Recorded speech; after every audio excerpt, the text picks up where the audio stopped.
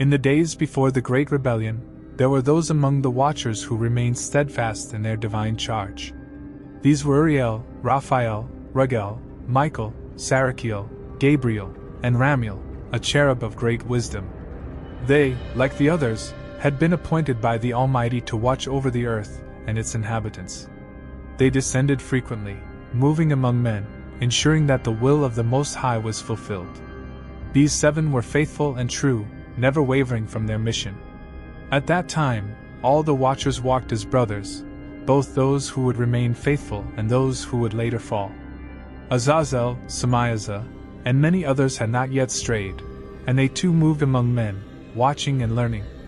But among the Watchers, not all remained loyal to their purpose. A group, led by Samiaza and Azazel, began to desire what was forbidden. They watched the daughters of men and longed for them. They desired power beyond what was given to them. And so, a great rebellion began to stir in their hearts.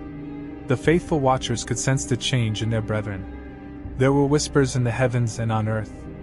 Samiaza, a leader among the Watchers, had begun to speak of desires unfit for their kind. He and his followers marveled at the beauty of human women, and in their hearts, they longed to take them as their own.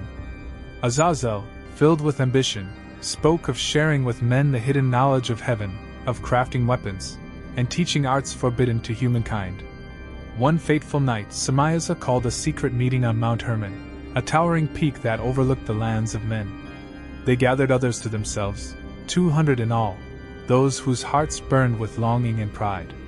They met on Mount Hermon, hidden from the eyes of men, and there they swore an oath to defy their purpose.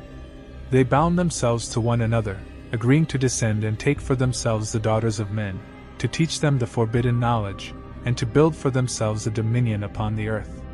Samiaza gathered his followers, those who had grown restless in their divine duty. Among them were many powerful angels, leaders, warriors, and scribes, who had once walked in the light but now stood on the edge of darkness. Standing before them, Samiaza spoke with passion. "We have been watching the children of men for so long," he said. "We have seen their beauty, their lives, and their struggles. Why should we remain distant when we could walk among them? Why should we not take for ourselves wives, bear mighty sons, and teach them the secrets of heaven?" His words stirred the hearts of those who had already entertained such thoughts.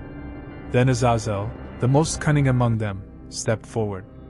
"And why should we not rule over them?" he added.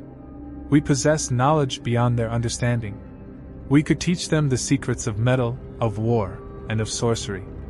We could